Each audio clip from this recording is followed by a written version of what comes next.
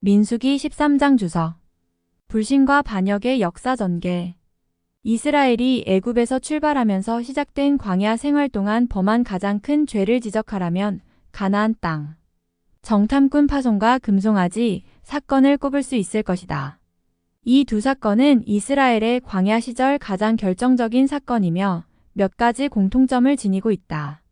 모세는 모압 평지에서 가나안 땅 입성을 바로 눈앞에 둔 출애굽 세대의 후손들에게 지난 40여 년의 광야 생활을 회고하면서 이 두 사건을 특별하게 언급하고 있다.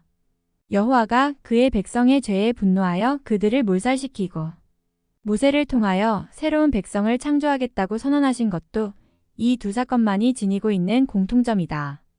또한 본문의 사건은 시내산 밑에서 금송아지를 만들어 하나님의 진노를 샀던 이들이 그곳을 떠나 가나안 땅으로 들어가려는 과정 중 가데스에서 일어난 사건이라는 연결성도 지니고 있다. 가데스는 브엘세바에서 남쪽으로 약 80km 지점에 있으며 약속의 땅 최남단인 신광야와 바란 사이에 있었던 오아시스를 중심으로 형성된 지역이었다.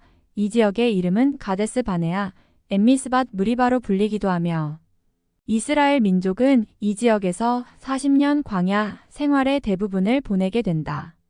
본문은 앞뒤에 전개되는 사건들과 구체적인 연관성을 유지하면서 확실한 문맥과 흐름을 이어가고 있다. 10장은 이스라엘이 시내산을 떠나 가데스로 오고 있는 과정을 수록하고 있고 11, 12장은 백성들이 다베라에서 여호와를 원망한 것, 기브롯 핫다와에서 여호와를 원망한 것, 그리고 미리암과 아론이 모세를 비방한 사건으로 구성되어 있다. 특히 12장에서 노출된 아론과 미리암의 모세에 대한 불신임이 이 백성의 심리적 분위기를 잘 반영할 뿐 아니라 본문에서 온 이스라엘이 노골적으로 표현된다. 이스라엘의 반역은 그들에게 광야 생활을 38년 동안 추가로 하게 했으며 이 시간은 15장에서 시작되어 20장에서 끝이 난다. 이 38년 동안 일어났던 사건들 중 유일하게 우리에게 전해 내려오는 것들은 고라를 중심으로 한 반역, 아론의 꼽히는 지팡이 모세의 죄 등이다. 본문은 출애굽을 한 이스라엘이 곧장 약속의 땅 가나안으로 들어가지 못하고 40년 동안 광야 생활을 해야 했던 동기를 설명하고 있다. 저자는 실패한 가나안 정복의 클라이맥스를 백성들이 정탐꾼들의 말을 귀담아 듣고 하나님과 모세의 지도력에 불신임의 반응을 표하는 데 두고 있다.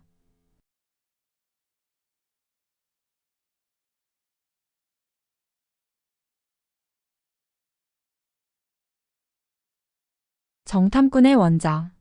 본문을 읽어 내려가다 보면 이스라엘이 곧바로 가나안 땅 정복에 나서지 않고 먼저 스파이들을 파견하여 그 땅을 40일 동안 정탐하게 한 일이 마치 하나님의 명령에서 비롯된 것처럼 느껴진다. 그러나 이 사건은 40년 후 모압 명지에서 모세가 이스라엘에게 회고한 것을 기초로 해석되어야 한다. 모세는 자신의 회고에서 그가 처음에 이 백성들에게 곧장 가나안 정복에 나설 것을 요구한 것으로 밝혔다. 그러나 백성들은 모세에게 먼저 정탐꾼들을 그 땅에 보내 그곳의 상황을 파악하고 올라갈 것을 요구했고 모세는 이런 백성들의 요구를 수용했다. 하나님의 마지못한 정탐 동의. 그렇다면 본문을 시작하는 하나님의 정탐문을 보내라는 명령은 출애굽 과정에서 여호와가 베푸신 그 많은 이적을 체험했으면서도 아직 그분의 능력과 지도력을 신임하지 못하는 이스라엘 사람들의 요구에 하나님이 마지못해 동의하신 것으로 해석해야 한다. 이런 해석을 뒷받침하는 증거는 먼저 가나안을 정탐하게 될 이스라엘의 지도지를 선정을 하나님이 아니고 모세가 한다는 점이다. 하나님은 이스라엘이 시내산을 출발하기 전에 각 지파의 두령을 세우셨으며 이 두령들을 직접 지명하셨다. 가나안 입성을 눈앞에 두고 공정한 땅 배정을 위하여 백성들 중 지도자들이 세워졌을 때도 하나님께서 직접 지명하셨다. 반면에 본문은 모세가 이 정탐문들을 지명한 것으로 밝히고 있다. 무언가 석연치 않은 점이 포착되는 것이다. 또한 문맥의 흐름을 살펴보면 본문은 연속되는 이스라엘의 죄와 실패에 대한 보고의 한 부분으로 등장한다. 11, 12장에서는 세 가지 죄에 대하여 전한다. 그리고 본문에서 두 가지 죄를 더 언급하고 있다. 정탐은 하나님에 대한 불신의 죄. 훗날 모세는 이 일로 가나안에 입성하지 못하게 됨을 회고한다. 본문은 모세의 죄나 실수에 대하여 전혀 언급하지 않는다. 그럼에도 모세가 백성들과 한 부류로 취급을 받아 광야에서 죽는 심판을 받게 되는데 이를 통해 그도 이들의 죄에 동참했을 것이라는 결론을 얻는다. 무엇이 이들의 죄였는가? 백성들이 범했고 모세가 동조했던 죄는 여호와에 대한 불신이었다. 하나님은 벌써 어느 누구보다도 가나안 땅에 대하여 잘 알고 계셨으며 이 백성을 그 땅으로 곧장 인도하시기를 원하셨다. 그들은 단순히 여호와의 명령에 순종하며 여호와의 일하심을 지켜보면 되는 것이었다. 그러나 이스라엘은 이런 하나님의 계획에 불안감을 표현하고 보고 믿을 증거를 요구했다. 때로는 하나님께서 그의 백성들에게 보지 않고도 순종하는 믿음을 요구하신다. 지파의 두령들이 교체되다. 각 지파의 대표로 선출된 두령들을 살펴보면 1장의 두령들과 다르다. 1장에서 지도자로 선정되었던 사람들은 이 일에는 적합하지 못했음을 의미한다. 헤브론으로 올라가길 거부하다 정탐문들은 40일 동안 여러 곳을 두루 돌아다니다가 헤브론을 거쳐 돌아왔다. 돌아오는 길에 한 골짜기에서 포도 한 송이를 따서 두 사람이 막대기에 꿰어 둘러매고 왔다.